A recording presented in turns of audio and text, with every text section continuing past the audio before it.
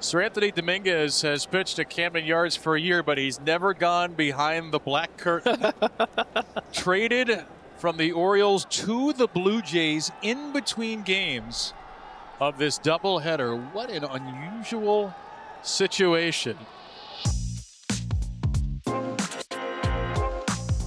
From MLB.com, this is the Morning Lineup Podcast. I'm your host, Matt Monaghan.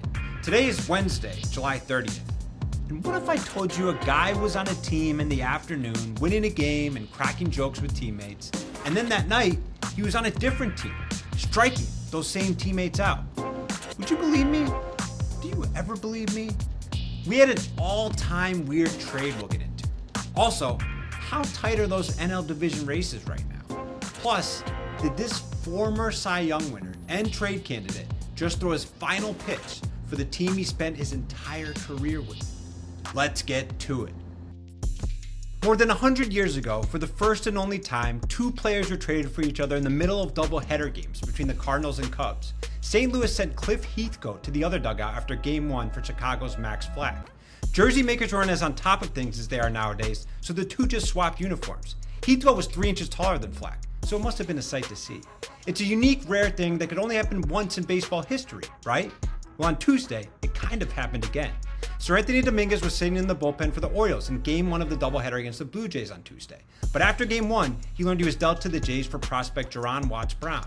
Watts Brown was in Double-A, and funny enough, playing against Double-A Chesapeake, the Orioles affiliate where he would likely be assigned. He wasn't activated yet, but he talked to MLB.com about his wild day. Last few hours been crazy. Just the emotion of just getting ready for the series against these guys, and obviously now I'm joining these guys. But it's God's plan, and I'm excited for the opportunity. In the big leagues, Domínguez made the short walk at Camden Yards to the visitors' Blue Jays clubhouse. And in the third inning, he walked out to the Jays bullpen, right by his old Orioles bullpen mates. He even came into the game to face the team he was on just hours before, striking out 2 in a perfect 7th inning. 2-2 to Holiday. Got him. Look at the action on that splitter. He strikes out Holiday, and it's a good first inning as a Blue Jay for Seranthony Domínguez. But he couldn't stop the Blue Jays from losing the doubleheader to the Orioles. The O's swept the Twin Bills 16-4 and 3-2. Entering Tuesday, both the NL Central and the NL East leads were separated by less than 2 games. The Brewers up 1 on the Cubs, the Mets 1.5 games up on the Phillies. Tight like a rubber band on a bag of Doritos. Tight like that annoying guy in your 40-year-old rec basketball league guarding you on defense. What is his deal? Anyway, the Brewers, after taking a 1-game lead in a Game 1 win, decided that was also very tight. They needed more room to breathe. Up 2-1 in the 5th, William Contreras and Andrew Vaughn recorded RBI singles to make it 4-1. They're up 5-2 by the 6th, and well, then Andrew Vaughn turned into Mo Vaughn. First pitch, breaking ball, hit high, hit deep, left center, bye-bye baseball! The legend of Andrew Vaughn keeps growing, a grand slam! A 6 RBI day for Vaughn to give the Brewers a 9-3 win.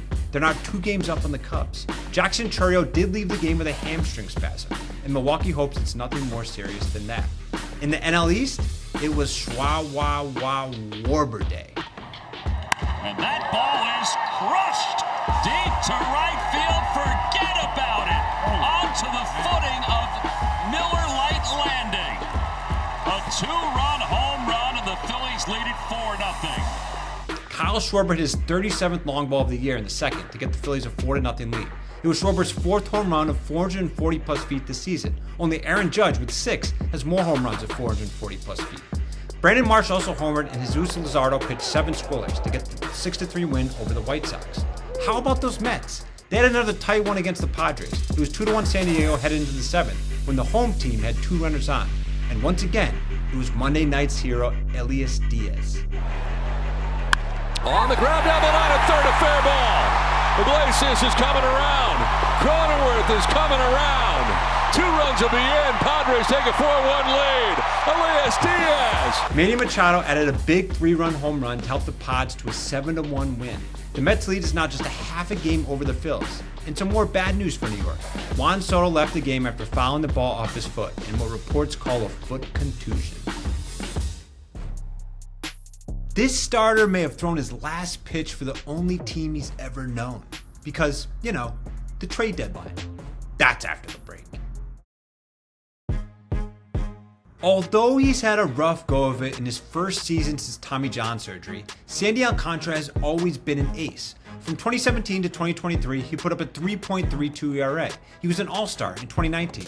He was the NL Cy Young winner in 2022, posting a 2.28 ERA, a league-leading 8 WAR, and 6, yes, in this era, 6 complete games. He gives you innings, he gives you depth, and at a lanky 6'5", he just looks like a guy that'll make you tremble from the pitcher's mound. So it's not surprising that he's been involved in many trade rumors leading up to Thursday's deadline. And after a scoreless start his last time out, he took the mound for the Marlins on Tuesday, maybe his last time as a Marlin, and put up zeros again. 5 innings with 4 strikeouts against the Cardinals in a 5-0 victory. The first time since that 2022 season that Alcantara's put up back-to-back scoreless outings. The Athletics' Jim Bowden said there's a, quote, real chance Alcantara will be traded before Thursday's deadline, with his market, quote, picking up drastically. And the Cubs, the Yankees, the Blue Jays, the Padres, the Red Sox, and the Mets have all been linked to the right-hander. Where will he go? I don't know. Neither does Sandy, but he seems like he's pretty chill with whatever happens. Nothing on my mind right now, so everyone know, my teammate know, coaches, myself, my family know that I want to be here, so, but if something happened tonight, tomorrow, I don't know when it's happened, just gotta control what I can control, just be out there if you're feeling here in Miami or somewhere else, I don't know, but I feel comfortable here. Elsewhere around the league, driven out to right field and deep. Low back, turning, looking, see ya! A big 3-run home run from Bellinger, and the Yankees have tied the game. Cody Bellinger hit his 20th homer of the year, a big 3-run shot to tie things up, and the Yankees took down the Rays 7-5. Anthony Volpe hit his 15th dinger of the season, and Max Fried gave up just 2 earned runs over 6 2/3 with 9 Ks. Fried is now tied for the AL lead with 12 wins, and the Yanks are just 4.5 games back of the reeling Blue Jays. Vinny Pasquantino hit his 18th of the year, and Bobby Witt Jr. had 2 hits and 2 RBIs in a 9-6 win over the Braves. Seth Lugo got the win, giving up just 3 runs over 5 2/3. Some bad news for the Braves though, as Ronald Acuna Jr. experienced some Achilles tightness and will head back to the injured list. The Tigers torched the D-backs 12-2. Zach McKinstry had 4 hits, Gleyber Torres hit his 11th, and Riley Green hit his 26th. They stayed tied for the best record in baseball. Jared Duran homered, doubled, and had a steal to help the Red Sox to an 8-5 win over the Twins. Lucas Giolito gave up just 1 run over 6 innings with 5 Ks. The Sox get the 5.5 games back at Toronto. Brooks Lee homered twice for Minnesota. The Dodgers took down the Reds again, 5-4. The game was tied at 4 until the 9th, when Will Smith hit a go-ahead RBI double.